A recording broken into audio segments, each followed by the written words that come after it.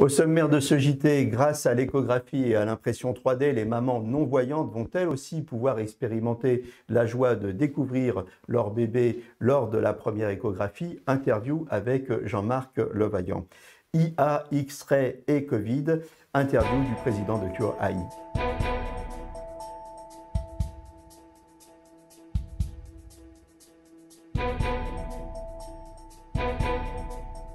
Je suis en duplex avec le professeur Jean-Marc Levaillant. Jean-Marc Levaillant, vous êtes président de la Commission nationale d'échographie du Collège national des gynécologues et obstétriciens français. J'y suis arrivé. L'échographie 3D, qu'est-ce que c'est, à quoi ça sert? L'échographie 3D, mes collègues radiologues et gynécologues connaissent parfaitement maintenant, en particulier dans le domaine du fœtus et dans le domaine de la gynécologie.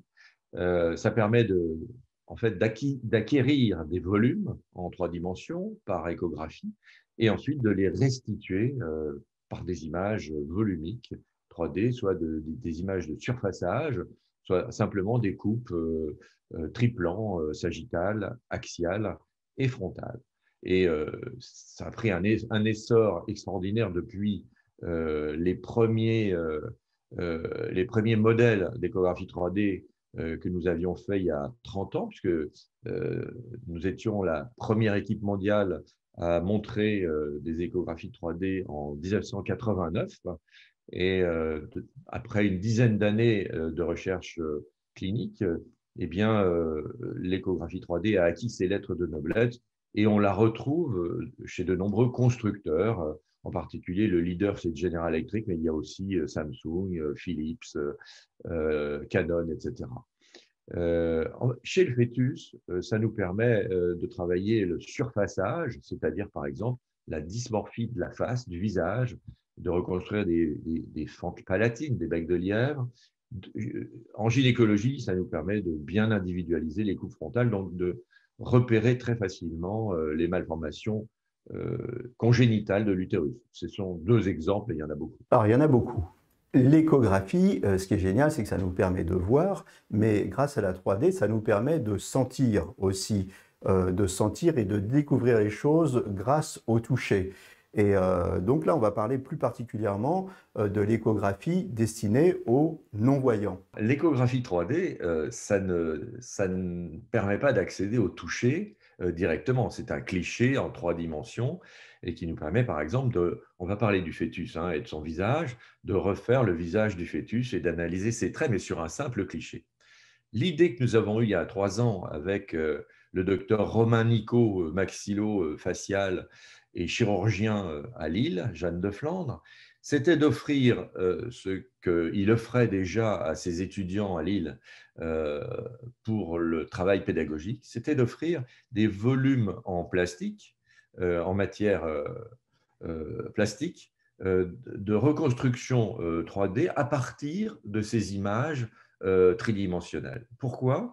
Parce que mes patientes aveugles, on leur décrivait bien l'image, mais c'était très frustrant pour elles de ne pas voir leur fœtus. Et bien sûr, on a beau le décrire de façon extrêmement précise, ça n'a rien à voir avec ce qui remplace chez mes patientes malvoyantes profondes et les aveugles la vue, c'est le toucher. Donc, on a eu l'idée avec Romain Nicot de graver à partir des images qu'on faisait d'un examen échographique du fœtus, de graver ces visages fœtaux ou bien le fœtus entier à 12 semaines.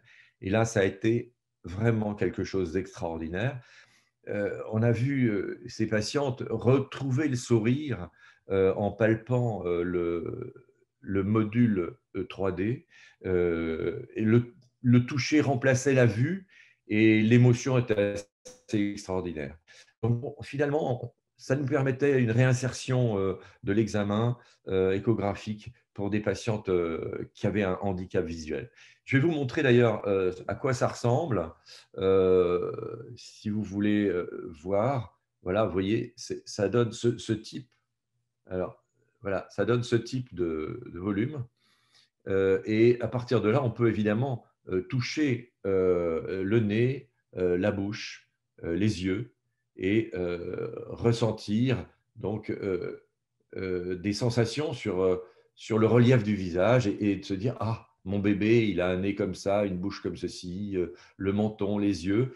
Et la patiente malvoyante retrouve en fait les réflexes de plaisir d'une patiente voyante qui regarde l'écran de l'échographe. Alors, on a bien compris l'émotion, hein, le plus que ça apportait.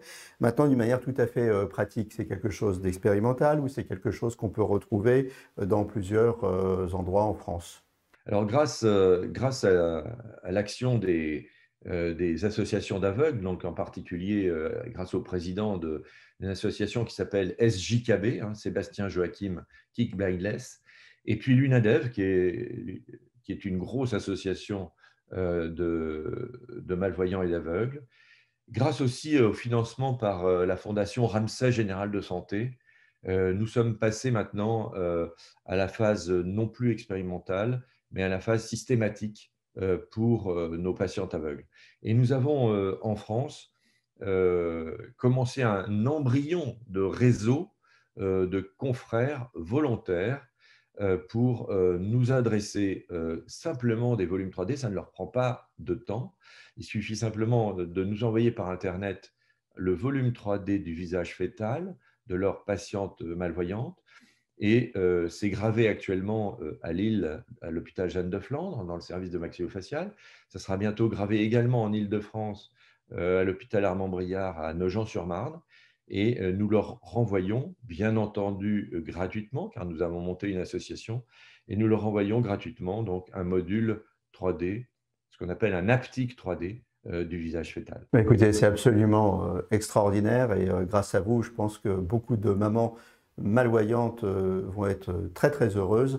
Merci. Prashant Warrior is with us today. Prashant, you are CEO and founder of Cure.ai. Your algorithm has been used in a study about COVID.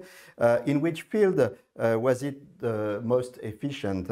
Screening, prognosis, or monitoring? That's a very good question actually. So when we started with screening, you know, I mean, not triaging, because when we started out in India where the number of people who could be tested was very small. I mean, the number of tests that could be done a day in a city like Mumbai was about 2,000, 3,000, and this is a population of about 17 million people. So you needed a lot more tests, and what we went to the government with at that point of time was that we can help triage who needs to be tested. So you don't have to test, you obviously cannot test everybody, and the tests are very slow. It takes a couple of days to get test results. So what we said is, can we use an X-ray based triaging mechanism to figure out who needs to be tested? And we started these programs along with the municipal corporation in Mumbai, where they sent out these vans, mobile vans, which would go out into the slums of the city, and they would screen a lot of people, and these vans have an X-ray unit. And so they would screen a lot of people using the X-ray, and we would process those X-rays. So they would take an X-ray for the people, and then we would process the X-rays using AI on the cloud. And so we found a solid use case around triaging for COVID-19 very early.